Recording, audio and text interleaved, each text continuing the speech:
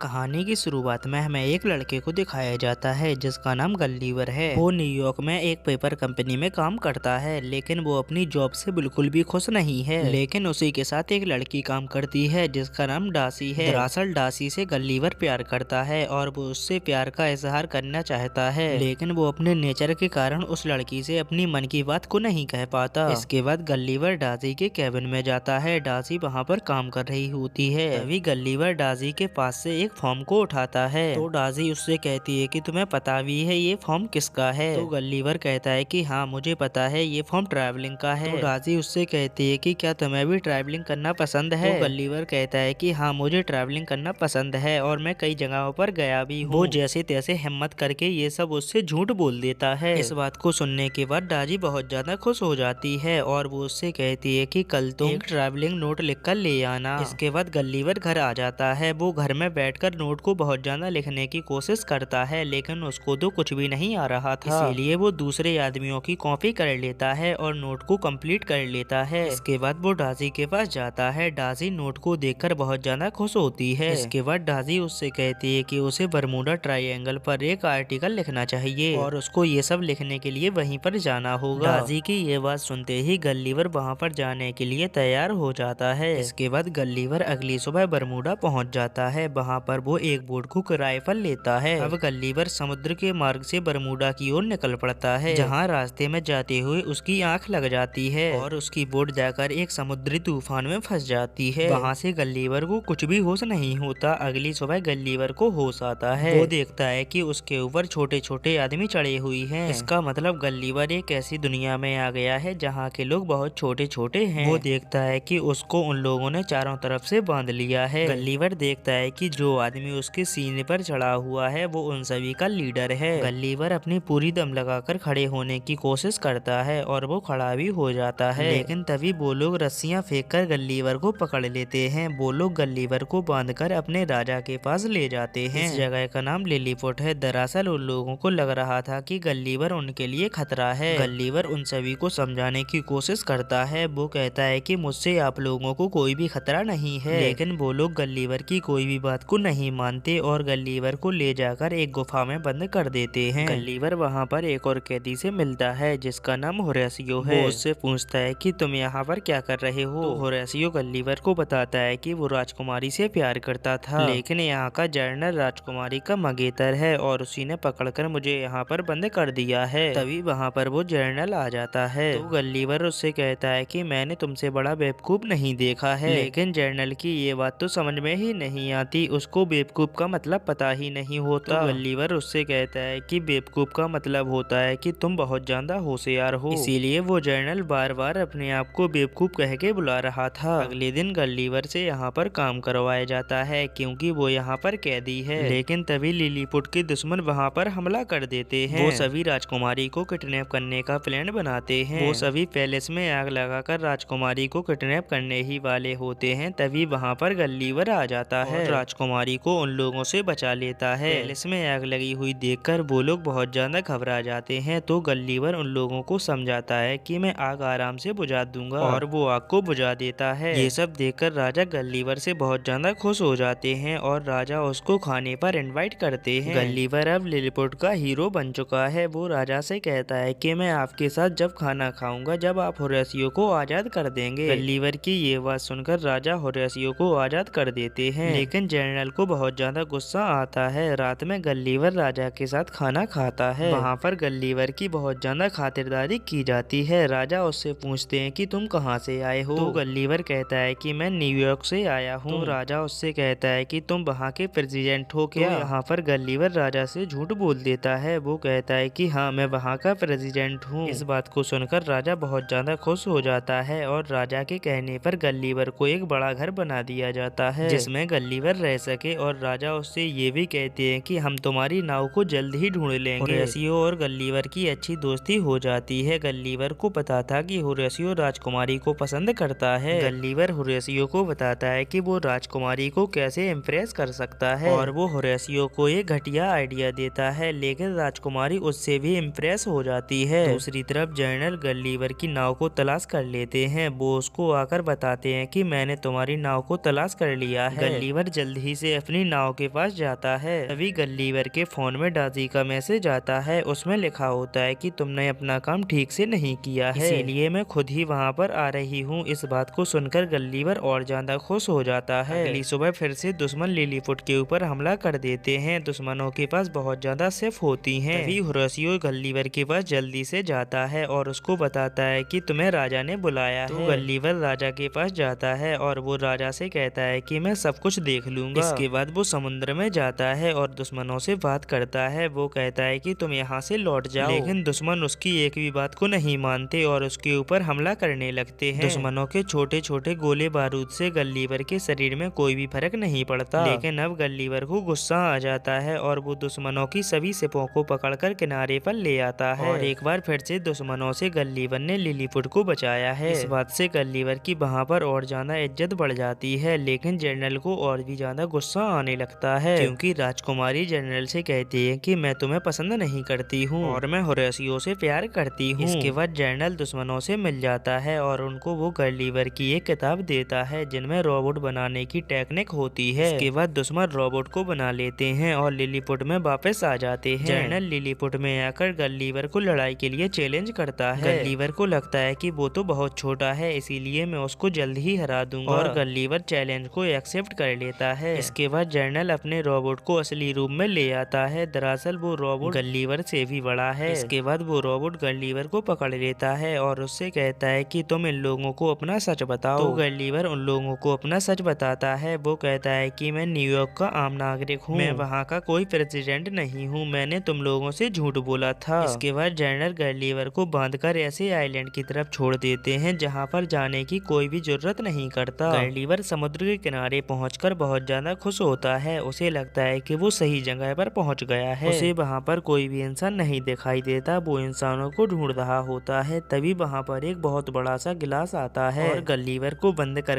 वहाँ से ले जाता है। इसके बाद गल्लीवर को लड़की के कपड़ों में दिखाया जाता है। तभी वहाँ पर एक छोटी बच्ची आती है जो गल्लीवर से साइज में बहुत बड़ी है। दरअसल गल्लीवर उस आइलैंड पर पहुंच गया है जहाँ के इंसान गल्लीवर से भी बड़े हैं। और अब दूसरी तरफ डाजी भी लिलीपुट पहुंच गई है। जनरल डाजी को देखकर उसे तुरंत ही बंदी बना लेता है। ये सब देखने के बाद होरेसियो गल्लीवर के पास आता है। वो उससे कहता है कि डाजी को जनरल ने बंदी बना लिया है, और राजा को भी उसने बंदी बना लिया है। इसके बाद गल्लीवर को वहाँ पर एक पैरासूट दिखाई देता है जिसकी मदद से वो तुरंत ही लिलीपुट में आ जाता है। सबसे पहले वो डाजी से मिलता है जो उस गुफा में बंदी बनी होती है। डाजी को देखकर बहुत ज्यादा खुश होता है। उसे वो सारी कहानी बताता है। अब सुबह हो चुकी थी और गल्लीवर और रोबोट के बीच में फिर से फाइट शुरू होने वाली है। फाइट शुरू होती है। रोबोट बहुत ज्यादा पावरफुल होता है, इसीलिए वो गल्लीवर पर पहले तो भारी पड़ता है और रोबोट उसे बिजली के शॉक दे रहा था, इसीलिए गल्लीवर की हालत बहुत ज्यादा खराब होती है। तभी होरेसियो छुपके से रोबोट के अंदर आ जाता है। वो जनरल से रोबोट के अंदर फाइट करने लगता है, क्योंकि जनरल ही रोबोट को कंट्रोल कर रहा था। होरेसियो अंदर से रोबोट के कुछ वायर को काट देता है जिससे रोबोट कमजोर पड़ जाता है और वो कुछ टाइम के लिए काम करना बंद कर देता है। तभी मौका पाकर गल्लीवर उसके ऊपर हमला कर देता है। गल्लीवर उस रोबोट को बहुत बुरी तरीके से मारता है और उसे बंद कर देता है और इसके साथ गल्लीवर जीत जाता है। एक बार फिर से गल्लीवर ने लिलीपुट को बचाया था, इसीलिए राजा उससे बहुत ज्यादा खुश होता है। तभी वहाँ पर डाजी आ जाती है और राजा भी होरेसियो के साथ अपनी बेटी की शादी करने के लिए मान जाते हैं, क्योंकि होरेसियो एक अच्छा लड़का है। उसने लिलीपुट को बचाने के लिए अपनी जान की भी परवाह नहीं की। लेकिन तभी जनरल लाकर राजकुमारी को पकड़ लेता है। तभी राजकुमारी जनरल से छूटकर उसके मुंह पर एक पंच मारती है। अगले ही सीन में हमें दिखाया जाता है कि गल्लीवर और डाजी अपनी बोट में बैठकर अपनी शहर की ओर चल पड़ती हैं। अगले दिन गल्लीवर डाजी के ऑफिस में जाता है और दोनों डिनर के लिए चले जाते हैं। और इसी के साथ यह प्रेम कथा का अंत यहीं पर होता है।